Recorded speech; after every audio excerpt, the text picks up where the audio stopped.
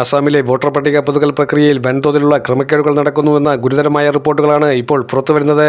സംസ്ഥാനത്തെ മുസ്ലിം വോട്ടർമാരെ ലക്ഷ്യം വെച്ച് സംഘടിതമായ വോട്ട് വെട്ടിമാറ്റം നടക്കുന്നുവെന്ന ആരോപണം നിലനിൽക്കെ തന്നെയാണ് ഈ വാർത്തയും പുറത്തുവരുന്നത്. 5 ലക്ഷത്തോളം മുസ്ലിം വോട്ടർമാർക്കെതിരെ BJP പ്രവർത്തകർ പരാതി നൽകിയിട്ടുണ്ടെന്ന് മുഖ്യമന്ത്രി ഹിമന്ത വിശ്വ ശർമ്മ തന്നെ വെളിപ്പെടുത്തിയത് ഈ നീക്കത്തിന് പിന്നിലെ രാഷ്ട്രീയ ലക്ഷ്യം വ്യക്തമാക്കുന്നതാണ്.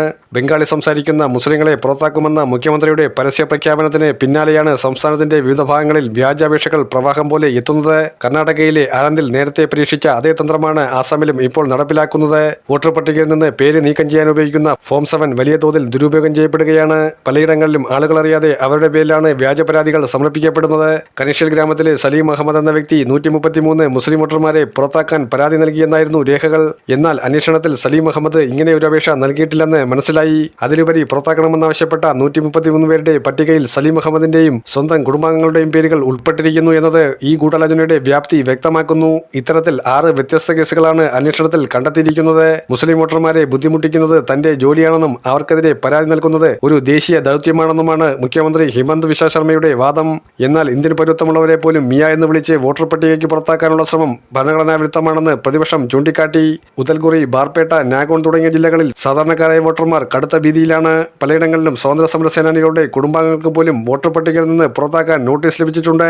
നാഗോൺ ജില്ലയിലെ 3 മണ്ഡലങ്ങളിൽ ഇത്തരം വ്യാജ പരാതികൾ പ്രളയം പോലെ എത്തിയതിനെ തുടർന്ന് അവിടുത്തെ ഹിയറിംഗ് പ്രക്രിയകൾ തന്നെ താൽക്കാലികമായി നിർത്തിവെക്കേണ്ടി വന്നു.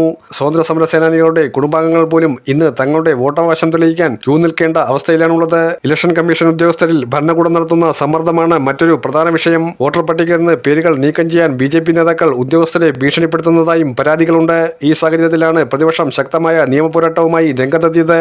കോൺഗ്രസ് നേതാവ് സുപ്രീം കോടതി ചീഫ് ജസ്റ്റിസിന് നൽകിയ കത്തിൽ ഇതൊരു ഭരണഘടനാ പ്രതിസന്ധിയാണെന്ന് ചൂണ്ടിക്കാട്ടി.